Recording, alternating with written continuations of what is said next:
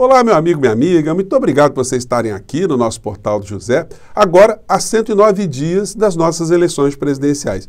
E está ficando cada vez mais difícil para o atual presidente da República fugir ou se esconder da chuva de meteoros que está atingindo o seu governo, conforme eu já antecipei aqui para vocês em vários encontros aqui, em função da crise energética que o Brasil está passando. Como nós não temos gestores preocupados com o interesse público, nós não temos um presidente patriota que se preocupe com o povo brasileiro, cada vez mais os interesses de grupos transnacionais, grupos privados, são preservados para que o povo brasileiro pague essa conta com a sua própria fome.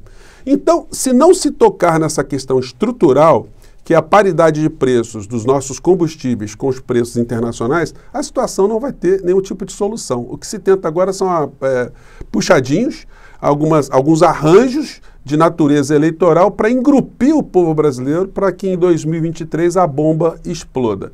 Mas será que todo mundo no Brasil, será que a maior parte do povo brasileiro vai cair nessa armadilha, vai cair nessa lorota? Infelizmente, nós temos uma grande ferramenta de ativismo político, ferramenta de ativismo econômico, que são os grandes veículos de comunicação que ajudam a escamotear as coisas que estão acontecendo aqui no Brasil. Mas eu vou conversar com vocês, vou colocar aqui algumas cenas, alguns dados, para a gente refletir e vamos desvendar algumas dessas armadilhas, ou desarmar algumas dessas armadilhas. Mas antes de mais nada, é sempre importante convidar você que está chegando agora no nosso portal a se inscrever. Você que é muito bem-vindo, conheça também os nossos outros vídeos, se você gostar, compartilhe, dê o seu joinha porque é muito importante também, mande seus comentários para cá porque são sempre lidos e são sempre considerados. Lembrando que eu sempre abro um chat para bater um papo ao vivo com vocês, todos os dias antes das 5 horas, 5h15, 5h30, onde eu bato um papo ao vivo com vocês. Então, vamos seguir em frente. A gente começando aqui pelo trabalho do presidente da República, se é que a gente pode chamar isso de trabalho, né? A agenda com 2 compromissos, cada compromisso de meia hora. Um com o ministro do Meio Ambiente e outro com assuntos jurídicos da presidência da República. Não fez mais nada. O Meio Ambiente hoje talvez esteja se reunindo com o Joaquim Álvaro Pereira Leite, que ninguém sabe quem é, o sucessor de Salles, né? Não deve ser também grande coisa, porque no governo Bolsonaro a gente faz uma peneirada, não sobra nada, né? Está tendo esse encontro certamente por pressão internacional. O Boris Johnson hoje se pronunciou sobre o desaparecimento do Dom Phillips, o seu compatriota, e o nosso compatriota, o Adriano Araújo, enfim, o Bruno Araújo, né? Então, essas situações todas vão fazendo que o presidente tenha minimamente que conversar, ou pelo menos fazer um mise-en-scène, mas é muito pouca coisa, né? Bom, e aí a gente cai aqui nas questões, os meteoros que estão atormentando o presidente. O governo pede à diretoria da Petrobras que adie reajuste da gasolina e do diesel. Eu já falei para vocês aqui, já antecipei há muitas semanas atrás que isso estava acontecendo, uma situação irreversível, inevitável, porque não se toca no cerne do problema. Impressiona, gente, como é que tem eleitor de Bolsonaro que não quer enxergar essa realidade. Essas pessoas, de fato, elas sofreram uma espécie de sequestro mental. Eu quero até fazer um encontro com vocês aqui para abordar um pouco mais essa questão psicanalítica, psiquiátrica, emocional, passional, porque nós não estamos reconhecendo uma série de pessoas que estão perto da gente, né? As pessoas ficaram desumanizadas, as pessoas passaram por uma pandemia aqui no nosso país e essas pessoas, inclusive algumas que perderam pessoas nas suas próprias famílias, estão absolutamente brutalizadas. Elas não conseguem conectar que essa catástrofe que aconteceu no Brasil, ela foi potenciada porque nós tivemos Bolsonaro à frente do nosso país. Não fossem os prefeitos, os governadores, inclusive meios de comunicação, a sociedade, a ciência, nós estaríamos aqui no Brasil numa catástrofe absoluta, porque nós lutamos contra Bolsonaro e Bolsonaro lutou a favor da morte. Então, isso tudo foi escamoteado, criou esse problema no Brasil que a gente vai ter muito trabalho, né, para mexer, para cuidar dessas mentes e de corações também, né? Então, essa é uma situação. Os caminhoneiros já não aguentam mais, a matéria aqui do Estadão, caminhoneiros dizem que Guedes é culpado por caos, prometem greve e vem governo desesperado. O governo está desesperado, agora essa conta não é só do Guedes, não, tá? Essa conta é de Bolsonaro, sobretudo, dos grupos que apoiam Bolsonaro, né? Que estão todos conectados também. Matéria dos jornais econômicos, né, dos cadernos econômicos, estão falando exatamente isso. que eu estou falando para vocês, interferência na Petrobras. O governo pede para estatal segurar reajuste de diesel e gasolina. Com preço defasado, diretoria resiste. Gente, eles vão ter que aumentar porque é a estrutura que está desorganizada, é a estrutura que está corrompida, é a estrutura que está possibilitando esse tipo de situação. E aí o Bolsonaro vai fazendo os discursos de golpe para cima e para baixo, mas já caiu no ridículo total, né? Hoje até tinha um artigo muito interessante aqui do Matheus Pichonelli, que ele publica no UOL, chama Papo de Bolsonaro sobre as urnas deixou o país refém de um dia da marmota, né? Ele fala de um filme muito engraçado, uma comédia, onde o cara acordava todo dia, o dia era a mesma coisa, era um desespero para aquele indivíduo, ele não conseguia sair daquilo, todo dia era o dia de se comemorar o dia da marmota no tal do filme, né? Então o Bolsonaro está preso nesse dia da marmota, como ele diz aqui. Vou tentar compartilhar com vocês, porque tem direitos autorais, não sei se está liberado, eu vou pesquisar e mando para vocês. E aí esse pessoal só fica pensando no dia da marmota ou no dia do golpe. E hoje, para minha surpresa, uma coluna muito interessante do Hélio Gaspari, ele que é especialista em assuntos militares, né? O Hélio Gaspari trabalhou com o general Golbery Couto e Silva, então não foi pouca coisa não, né? O cérebro aqui da ditadura no nosso país. E muitas pessoas não sabem disso. E hoje ele publica um texto com esse artigo, com esse título aqui, olha. Que eu sempre digo para vocês, demos o golpe, e agora? Gente, um golpe para quê? Qual o propósito de um golpe aqui no Brasil? Só livrar o Bolsonaro da polícia? Então a gente pode discorrer sobre isso longamente. Nós não teríamos nenhum tipo de alteração aqui, exceto uma balbúrdia aqui no nosso país, uma bagunça, um conjunto de criminosos tentando ocupar prédios, tentando prender autoridades, tentando estabelecer ali um novo padrão jurídico sem respeito à lei, ou seja, voltando à barbárie. Isso nós já vimos que a comunidade internacional não vai aceitar, ninguém tem a ganhar absolutamente nada, nem lá fora, nem aqui dentro, apenas os grupos estão querendo fugir da polícia, que é o caso do presidente da República. Mas muitas coisas são ocultadas, né?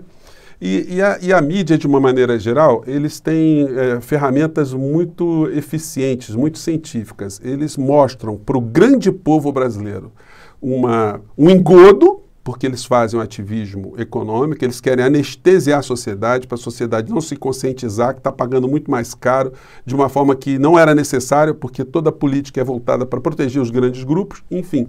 E nos jornais específicos, eles falam a verdade, jornais mais qualificados, porque eles sabem que o público tem mais formação e mais entendimento das coisas que estão acontecendo. Mesmo assim, nos jornais especializados, eles ainda conseguem ludibriar as pessoas. Mas vamos acompanhar essa matéria aqui, que é uma das coisas mais infames que eu já vi na minha vida. Na matéria do Jornal Nacional, dizendo para nós que a economia está melhorando.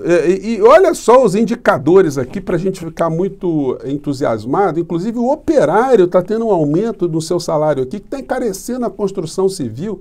Vejam só. Vamos pegar esse trecho aqui, vamos lá. César, o setor de serviços no Brasil cresceu 0,2% em abril.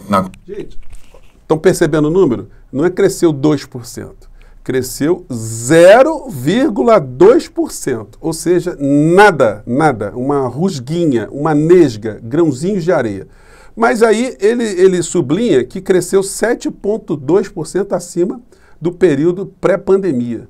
Se cresceu 7,2% e só chegou a 0,2%, qual foi o crescimento, então, que a gente teve antes da pré-pandemia?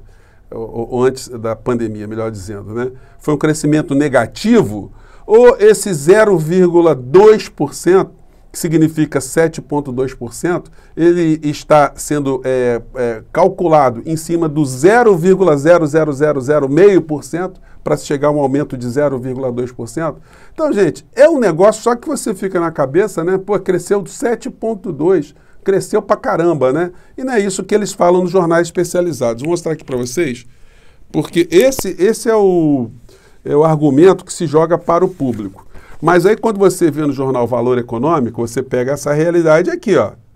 No jornal pro povão, no telejornal pro povão, um tipo de informação. No jornal mais especializado vem: crescimento de 0,2% em relação a março fica aquém das previsões.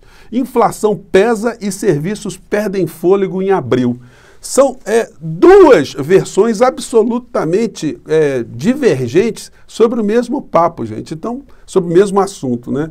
Mas isso não é feito ao acaso não, tá, gente? Isso aí tem uma ciência de deixar você em casa com a percepção que as coisas estão mudando ao seu redor, só a tua vida que não está melhorando. Então o problema é seu, né? Você fique quieto no seu canto, na sua poltrona, porque o mundo está melhorando, o Brasil está melhorando. Você não faça manifestação, você não vá para a rua, você não enche o saco, porque você está fora desse contexto que o jornal está mostrando aqui. E aí vem mais, né? A alegria do operário, a redenção do operário nacional. Vamos lá.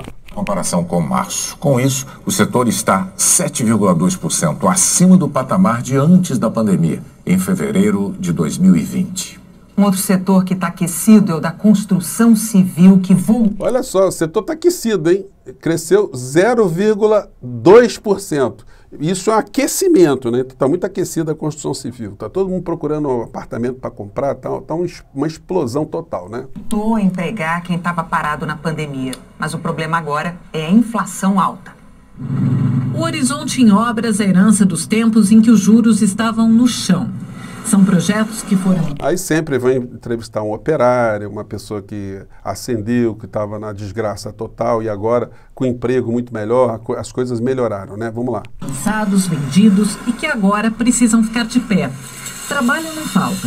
O Douglas voltou para o ramo da construção civil depois de encarar o desemprego no auge da pandemia.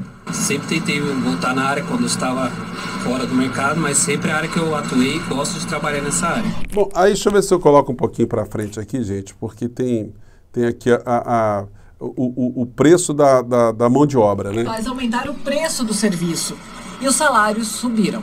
O INCC, Índice Nacional da Construção... E aí os salários subiram. Eles apresentam um índice aqui, o salário do pedreiro, do cidadão da construção civil subiu, e a argumentação é das mais pífias, né? Porque estão procurando mais pessoas qualificadas e como a procura é muito maior, os salários aumentam, né? Isso contrasta com essa realidade aqui que eles escondem, né? O crescimento de serviço no Brasil computa esse tipo de situação aqui, ó. Os camelódromos, o comércio ambulante espalhado pelo Brasil inteiro. Isso tudo aqui eles acham ou eles classificam como crescimento econômico. Pois bem, e aí a gente vai assistindo essas coisas e os estelionatos vão se sucedendo. Aí a gente chega aqui no Paulo Guedes.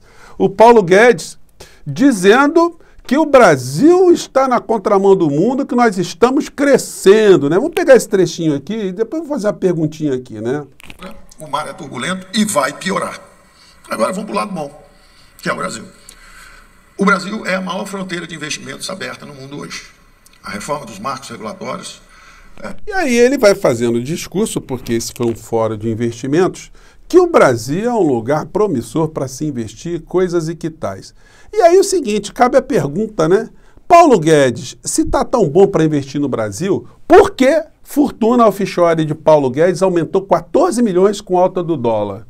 Por que não pega o seu dinheiro, que nós não sabemos como é que foi amealhado, e traz para investir no Brasil? O Brasil é só para trouxa investir. Os espertos mantêm dinheiro em paraísos fiscais. Essa é uma pergunta. Todo mundo poderia, já que o Paulo Guedes diz que vai a supermercados e que é aplaudido, perguntar, Paulo Guedes, por que você não tira o seu dinheiro lá de fora, esse dinheiro que nós não sabemos como é que foi amealhado, e invista no Brasil? Estamos precisando de investimentos aqui. Nada como ministro do nosso país dar o exemplo, fazer esse passo, né? Pois bem, são essas contradições, essas situações que a gente não vê. Infelizmente, pelos veículos de comunicação para despertarem algum tipo de reflexão crítica da sociedade. Os editoriais dos jornais especializados vão colocando notícias como essa aqui. Vamos lá. Bolsonaro faz mais investidas contra urnas eletrônicas. Gente, está um negócio, está um absurdo total. Como é que alguém ainda leva a sério? É a única tábua de salvação que o Bolsonaro está enxergando. Porque os meteoros vão caindo, a imagem dele vai sendo cada vez mais corroída nacionalmente, internacionalmente. Os que estão mais próximos dele já ficam com medo de ter algum tipo de contaminação em função do desprestígio que ele está passando a cada dia, e cada vez mais ele só consegue ter ao seu redor esse séquito de pessoas insensíveis, pessoas desumanizadas, pessoas alucinadas, que agem muito mais com o fígado do que com o cérebro. Pessoas que estão muito mais preocupadas preocupadas em fazer algum tipo de repulsa a algum outro tipo de corrente política do que reconhecer que nós estamos nas mãos de estelionatários, de vigaristas e de bandidos que nos assaltam todos os dias. Gente, infelizmente a gente tem que falar desse modo. O Bolsonaro ontem falar que as Forças Armadas encontraram mais de 500 fragilidades, vulnerabilidades do sistema, isso é coisa para bandido. Bandido ficar usando esse tipo de argumento, mas bandido burro, né? Porque o bandido usa esse argumento perto de uma pessoa, o bandido estelionatário, né? Perto de uma pessoa que tem um mínimo de discernimento, a história não vai colar, né? E aí, para fechar o nosso papo de hoje, essa turma, né? Essa pleiade de vigaristas ou de vigários, eles vão se conectando. Agora, até onde que isso vai dar, nós não sabemos, né? Essa lealdade aqui pode não durar muito, né? Alinhado ao poder, Collor agora busca Bolsonaro. Com um caminho sinuoso para se reeleger, senador por Alagoas e distante dos principais políticos do Estado, como Renan Calheiros e Arthur Lira, ex-presidente anunciou que concorrerá ao governo de olho no eleitor do presidente. Então, aí estão de mão dadas, né? O Collor, que jogou o Brasil numa grande crise, foi o primeiro grande estelionato eleitoral que nós tivemos no Brasil, agora tentando se associar a mais um estelionato eleitoral comandado por Bolsonaro, Paulo Guedes, com a proteção dos grandes veículos de comunicação que tentam esconder da gente o óbvio, porque ontem o Bolsonaro também ficou falando em golpe, ficou falando um monte de coisa, atacou o Supremo Tribunal Federal, atacou o sistema e não sai uma linha.